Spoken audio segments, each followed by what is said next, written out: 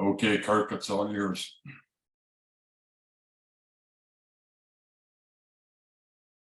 Hello and welcome to the Beacon Group's new step meeting of Alcoholics Anonymous. My name is Kirk and meeting.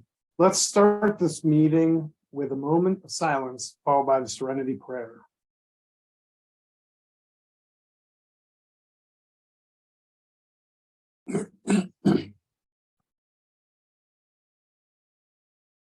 God, grant me the serenity to accept the things I cannot change, courage to change the things I can, and the wisdom to know the difference. A preamble. Alcoholics Anonymous is a fellowship of people who share their experience, strength, and hope with each other, that they may solve their common problem and help others to recover from alcoholism. The only requirement for membership is a desire to stop drinking. There are no dues or fees for AA membership. We are self-supporting through our own contributions. AA is not allied with any sect, denomination, politics, organization, or institution. It does not wish to engage in any controversy.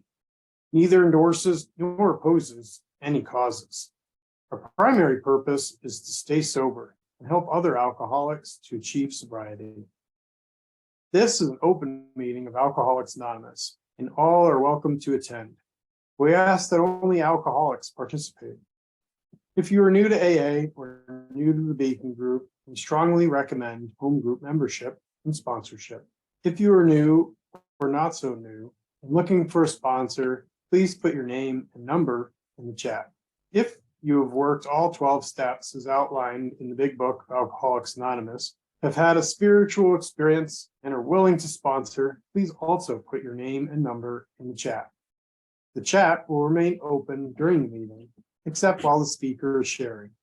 Also in the chat, you will find our AA quote of the day. Quote source will always be from AA literature. Our speaker will share for 30 minutes on the step of the day, which I will time. Then we split into breakout rooms for small group discussions. Each group has a moderator who will divide the time equally, invite each person to share. Questions are encouraged during the sharing part of the meeting. When you share, please be sure your environment is quiet and free of distractions.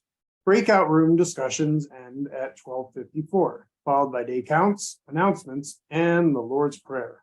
I have asked Dawn to read the 12 steps of Alcoholics Anonymous. Thank you very much. Hi, my name's Dawn. I'm an alcoholic. The 12 steps of AA. 1, we admitted we were powerless over alcohol, that our lives had become unmanageable. 2, came to believe that a power greater than ourselves could restore us to sanity. 3, made a decision to turn our will and our lives over to the care of God as we understood him. 4, made a searching and fearless moral inventory of ourselves. 5, admitted to God, to ourselves, and to another human being the exact nature of our wrongs. 6, we're entirely ready to have God remove all these defects of character. 7, humbly asked him to remove all our shortcomings. 8, made a list of all persons we had harmed and became willing to make amends to them all. 9, made direct amends to such people wherever possible, except when to do so would injure them or others. 10, continued to take personal inventory, and when we were wrong, promptly admitted it. 11, sought through prayer and meditation to improve our conscious contact with God as we understood him, praying only for knowledge of his will for us and the power to carry that out. 12, having had a spiritual awakening as a result of these steps, we tried to carry this message to alcoholics and to practice these principles in all our affairs. Thank you, Dawn. Today, we'll hear a talk on steps 4 and 5 with a focus on fear and sex. Please give a warm welcome to CARRIE B from Bend, Oregon. Oh, thank you, Kirk.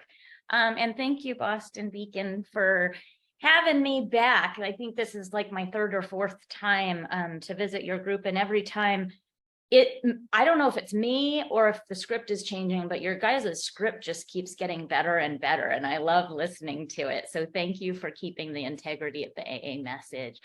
And before I start and introduce myself, you know, I just wanted to, I guess, let everybody know before the meeting that there was a question, and I am absolutely happy to talk about stuff outside of AA, like you know, stuff that deals with our steps, but that aren't in our literature. Like, I have no problem with Big Book Awakenings or Back to Basics or any other non-AA related program. I've been through it all and I love it, and it's not bad or wrong.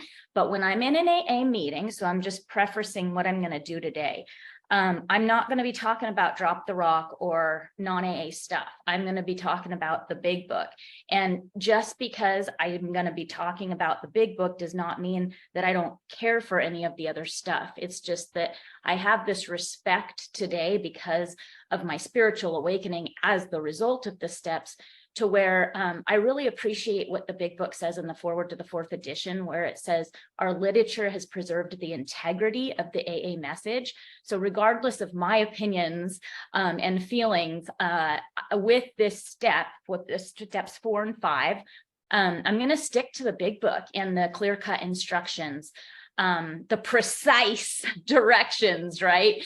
Not approximate. So that's just the way I roll in AA. And I don't know how much your speaker covered last week with step 4. So I might redo a little bit. I'm not going to try and go into resentments a whole bunch, because your speaker probably covered resentments, but to preference step 4, I might redo a little bit of it. So with that said, my name is Carrie. I am a recovered alcoholic, and my home group is the New Horizons group in beautiful Bend, Oregon, where I have a sponsor in that group, and I sponsor women in that group. And my sobriety date is March 25th, 2010. I only have that sobriety date because of my home group and the Big Book. And that's why I state my sobriety date after the important things, because today, for me, my personal feelings is I strive for obviously spiritual progress rather than spiritual perfection, but I also strive for quality and not quantity. And I've been taught in my lineage that so long as I can stay quality sobriety, the quantity just comes as a result. So that's where I'm coming from today. Steps 4 and 5, I'm going to be talking about in the past tense, because that's the way the Big Book talks about it, because that's the way they were meant, because that's the way they were written, right? I have taken past tense steps 1 through 9, just like the Big Book, you know, all throughout the Big Book up until page 84, where we go into step 10, 11, and 12. It's all past tense.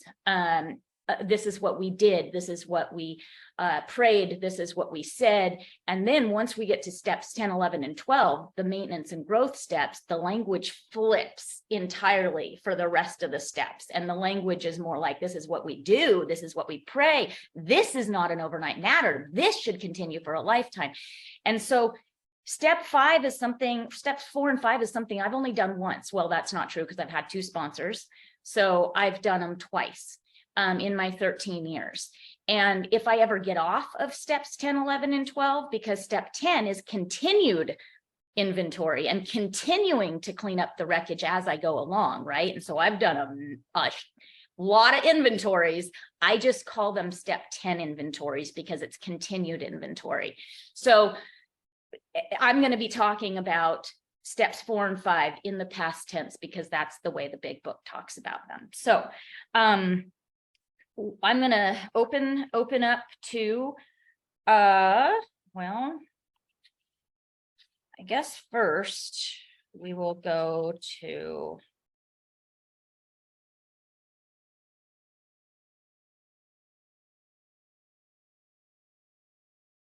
don't want to just skip to fears and sex without going over a little tiny bit of the preface. Okay, so page 64, it says, this is where it introduces step 4 and the why of step 4. So therefore, we started upon a personal inventory. This was step 4. A business which takes no regular inventory usually goes broke. Taking a commercial inventory is a fact-finding and fact-facing process. Now, I like to point out what it doesn't say too. It doesn't say that it's a feeling finding and emotion finding process. Now, I was taught that the reason it doesn't say that is because that's why people go out on step 4 when they sit there and they have to sit in that feelings and the emotions, right? That's what step 5 is for. In the safety of another human being, in the safety of a sponsor, I can process those feelings and those emotions. But in step 4, did I say step 5? Step 5, I can process those feelings and process those emotions. But in step 4, while I'm doing the writing, I need to stick with the facts, right? This is a fact-finding, fact-facing mission. I want to get it done quick. I want to rip the Band-Aid off. I don't want to sit on it until I drink, because I can sit in morbid reflection until I drink. So it is an effort to discover the truth about the stock in trade. One object is to disclose damaged or unsaleable goods, to get rid of them promptly and without regret. The owner of the business, if the owner of the business is to be successful, he cannot fool himself about values. So they're talking about an owner of a business. So usually when I have a sponsee over here at my house doing a 5th step, or when I'm over at her house doing a 5th step or whatever, I'll take her to the pantry or the medicine cabinet in the bathroom or whatever. I know it's always like when your sponsor goes into your medicine cabinet in the bathroom, it's like, oh no, what's she gonna see? But we go over to the pantry, right? And we go through like, okay, an old box of cake mix, and it's been in here so long it has like a mouse chewed through the box, right? That's probably a damaged or unsellable good. Let's step that aside. Oh, but this box of macaroni and cheese I just bought, and my daughter loves macaroni and cheese and it's good. I'm going to leave it alone. I'm not going to inventory it. It's, you know, whatever. Then I pull out a can of, you know, green beans, and the green beans, the label is coming off. There's a little bit of rust under the label. There's a dent. I don't know if it's good or not, and I'm going to put it in the unsaleable goods. I'm going to inventory it. I'm going to put it in the no good pile, right? What I'm not going to do is look at those green beans and go, oh my God, the label's coming off. I didn't even use a coupon on these green beans. Like, I have to throw these away, and I didn't even use a coupon. And what am I doing with green beans? I don't even like green beans. Why are they in my cupboard? Oh my God. No, like, I cannot make a big deal about these damaged or unsaleable goods. I'm just inventorying them. I can talk about my dislike for green beans all I want when I'm in the 5th step, right? With the safety of a sponsor. So that's pretty much what we do when I take you through the steps. And why is because we did exactly the same thing with our lives. We took stock honestly. First, we searched out for the flaws in our makeup, right? Like the peel coming off of the green bean can, the dent, the rust, all that stuff, which caused our failure. Being convinced that self manifested in various ways was what had defeated us. We considered it common manifestations. So what I'm looking for is patterns. I'm not looking for all the things that I've done wrong, my guilty, you know, I'm looking for common manifestations, a pattern, right? If I accidentally stepped on the toes of somebody accidentally one time because I don't know, tipped over my bike or ran over somebody's foot, that's not what we're looking for here. We're looking for common things that are a theme, right? So I'm going to skip ahead, even though I love talking about the resentments, but I'm going to skip ahead because that's what I was tasked to do. Okay, so we're going to start with fear. Notice that the word fear, and this is on page 67, is bracketed alongside the difficulties with Mr. Brown, Mrs. Jones, and the employer and the wife. This short word somehow touches about every aspect of our lives. It was an evil and corroding thread. The fabric of our existence was shot through with it. It set into motion trains of circumstances which brought us misfortune, which we felt we didn't deserve, right? But did not we ourselves set the ball rolling? we think fear ought to be classified with stealing. It seems to cause more trouble. So a lot of the time, especially in my inventories today, which again, I call 10th step inventories because it's continued inventory. My fears are mainly self-centered fears today, right? Like, okay, if I'm doing service work and I see something that's not right, well, with the traditions, or somebody's going over, if I'm the, chair of a meeting and somebody's supposed to only be talking about 3 minutes, and then the 3-minute timer goes off and I'm the one who's like, oh my God, self-centered fear as far as what people are going to think of me. All of those things that happen in AA, in our lives today, right? Those are what gets in the way of my makeup today. Those are the fears that happen for me today. It's self-centered fear.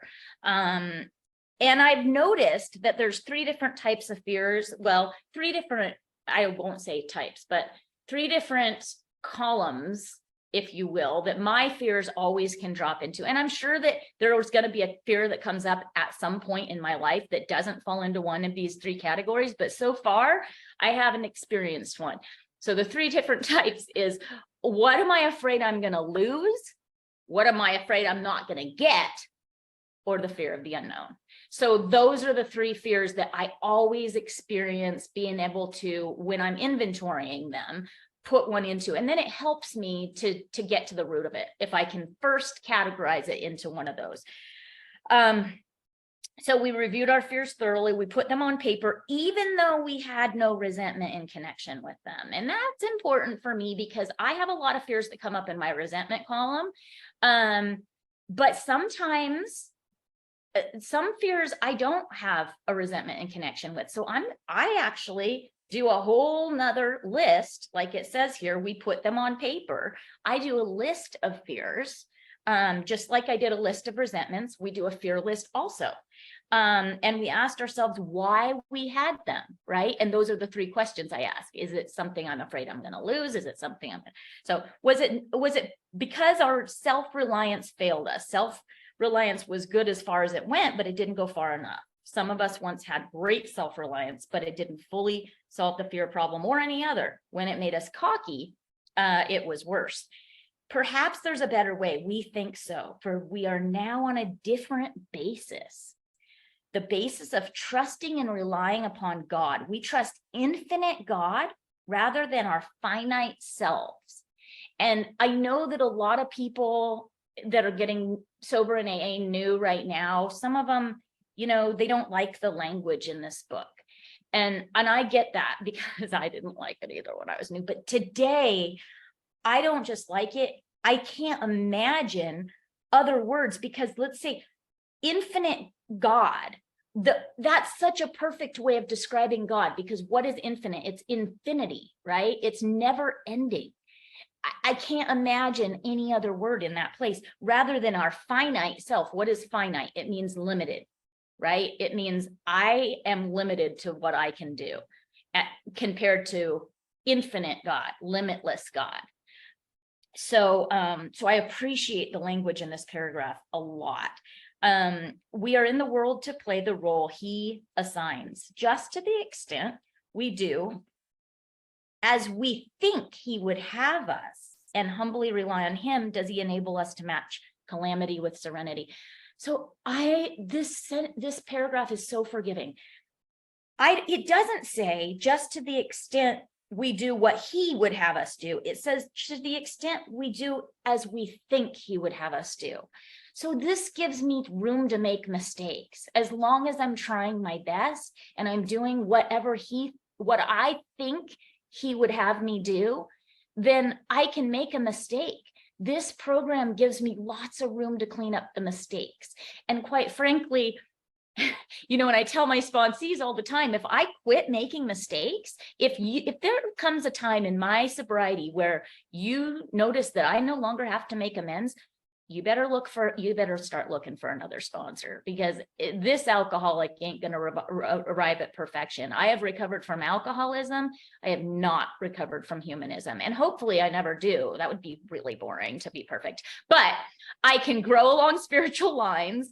And part of my growth along spiritual lines is doing what I think he would have me do. And sometimes I'm going to be wrong. And that's why I'm granted these amazing tools of Alcoholics Anonymous, like the amends process, to clean that up and to start over the next day and do better, not sit in morbid reflection.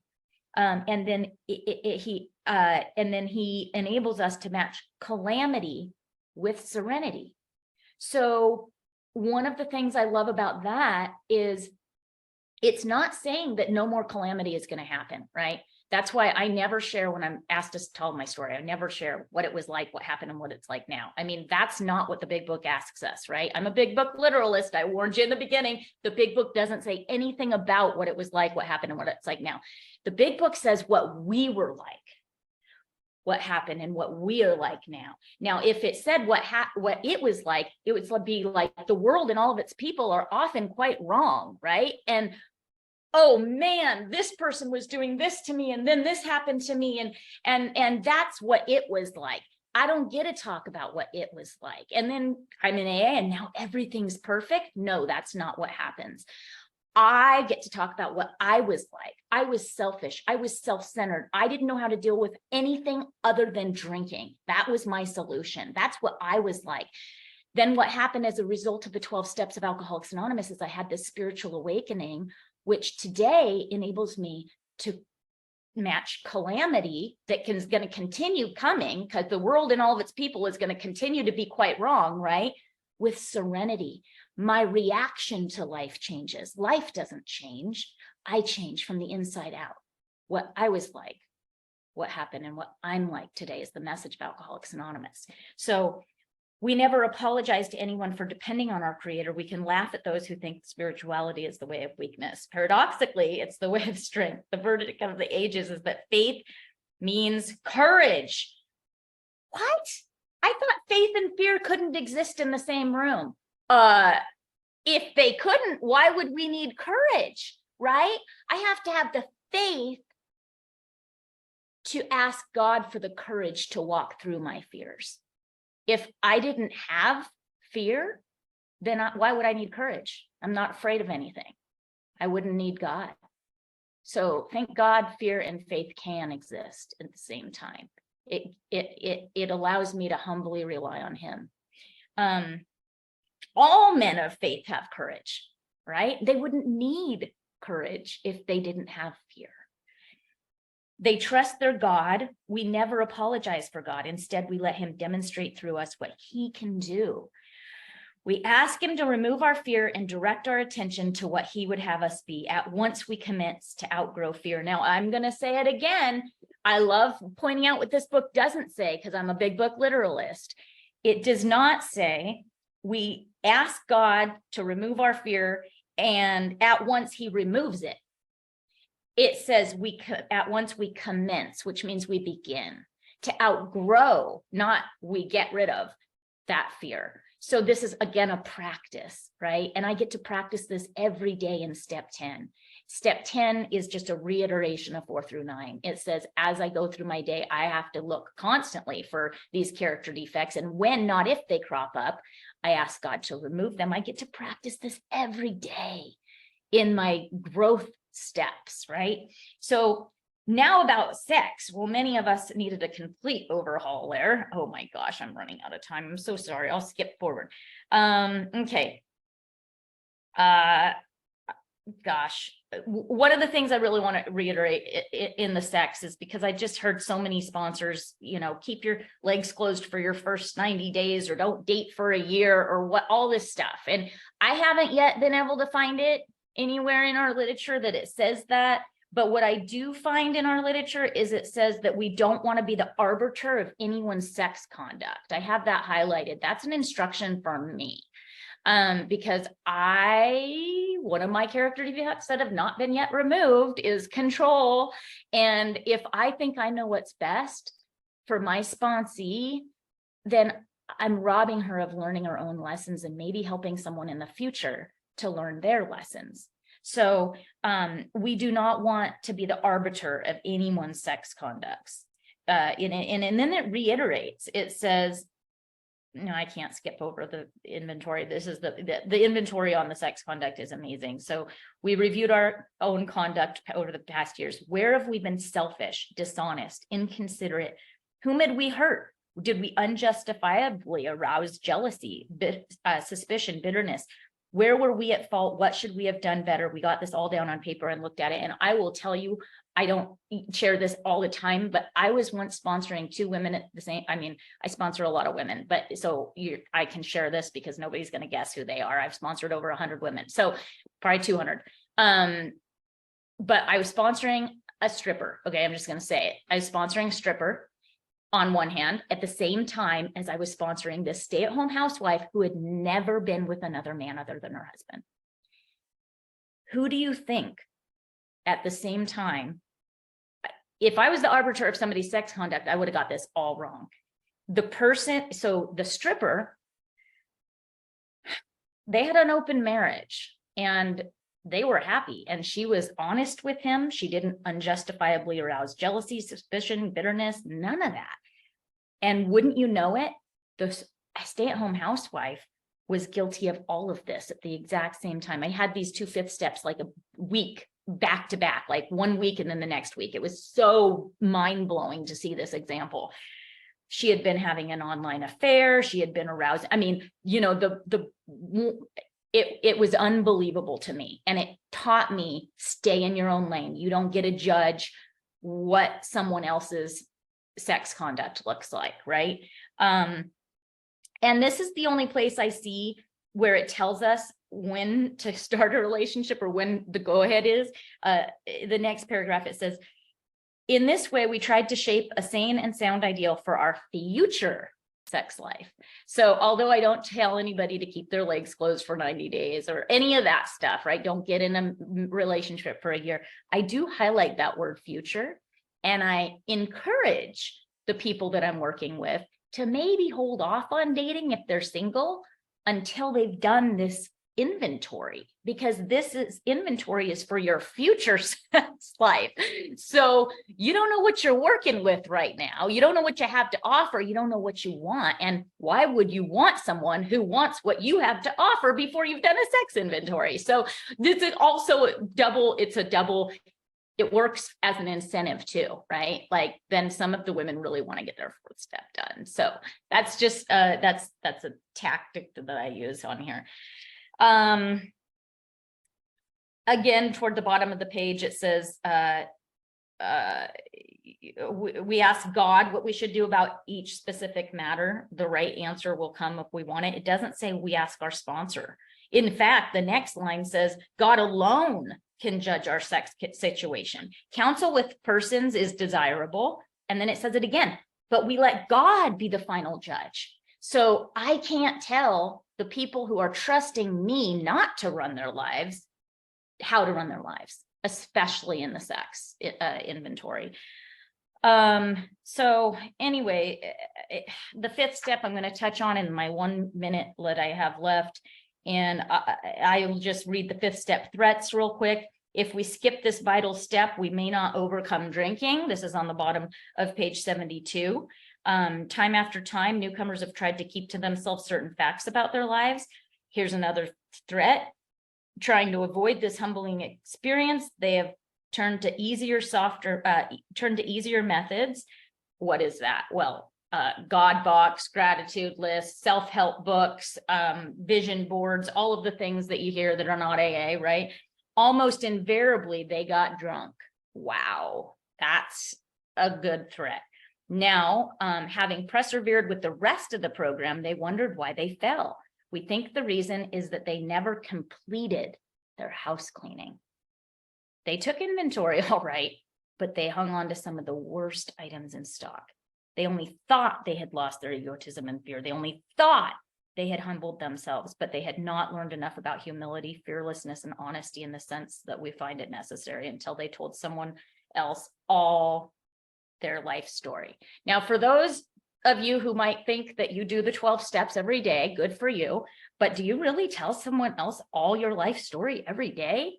I think maybe you practice the principle of step 5 when you're working your 5th step, but ain't nobody got time to sponsor somebody who thinks that they need to tell me their life story every day. So I'm going to leave it there because I'm out of time, but I have so much more on the 5th step and I just fell short.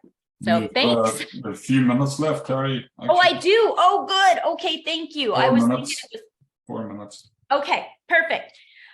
Okay, so I'm going to skip over to page 74.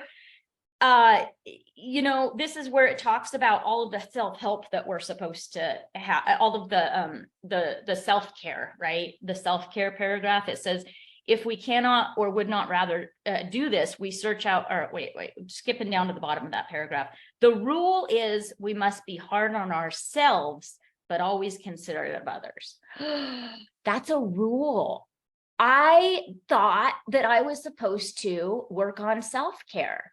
And I heard that from people who maybe, I heard that from a lot of people who couldn't keep a sobriety date.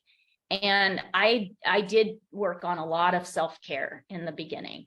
And I realized finally that this program, and in Al-Anon family groups, I love the self-care, you know, stuff that is suggested, but that's not Alcoholics Anonymous. And the self-care that is suggested in Alcoholics Anonymous, what I do to take care of myself is constant thought of others and how I might best meet their needs. That is how I take care of myself in Alcoholics Anonymous. The rule is we must be hard on ourselves and always considerate of others. And that is against every single ounce of my being. That is the exact opposite of every natural response and reflex in my body. And in the beginning, that was very uncomfortable. But once it became a common practice, it's no longer new behavior. And God has seen fit to remove whatever it is that stands in the way of my usefulness to him and my fellows. And I have been able to wake up for over 10 years now, and I'm 13 years sober, so it took me a little bit, but I've been able to wake up every morning for over 10 years now. And I kid you not, I don't wake up with untreated alcoholism. I'm a recovered alcoholic. And when I wake up, my first thought, and believe me, my first thought for a long time was me, myself, and I, and all three of us, and what we're going to do with our little plans and designs. And then I got into AA, and my first thought was, oh my God, poor me. I have to go to another AA meeting. Oh my God, this is terrible, right? And today I wake up and my thought is, God, checking in for duty. Where will you have me be today, and who will you have me help? And I can't remember the last day that wasn't my first thought in the morning. And that is a miracle. That is the miracle of this thing. That is something other than myself, I promise you. So I want to read the 5th step promises because they're beautiful. We pocket our pride and go through with it, eliminating every twist of character. This is on page 75, every dark cranny of the past. Once we have taken this step, withholding nothing, we are delighted. We can look the world in the eye. We can be alone at perfect peace and ease. Our fears fall from us. We begin to feel the nearness of our Creator. We may have had certain spiritual beliefs, but now we begin to have a spiritual experience. The feeling that the drink problem has disappeared will often come strongly. You know, I'm glad that it says often, because I'm going to admit, as much as I'm a big book literalist, and as much as, oh my God, those 9th step promises happened like clockwork halfway. By the time I was halfway through with the 9th step, those 9th step promises had started materializing. By the time I was on the 10th step, I was completely, the problem had been removed. I mean, the 10-step promises had happened, but the 12-step promises happened as soon as I started working with another alcoholic. These are the only set of promises in the book for some reason, and I don't know why, and I don't know if it's even important, but these didn't happen when I took my 5th step. I don't know why that is. I can't even guess. But that feeling that the drink problem has disappeared will often come strongly. It didn't happen for me. I was still obsessed with alcohol at that time. But then the rest of this, we feel we're on the broad highway walking hand in hand with the spirit of the universe. That started happening for me as a result of hearing 5th steps. So I don't know what that is. Maybe it just means you got to give this thing away to keep it, for sure. But some of us might have to give this thing away to get it. And for me, that was the case. So 1 minute left, and I think I'm gonna leave it there, because I just really I love those 5th step promises, and I want to end on that note because they're just beautiful. So thank you so much for having me today.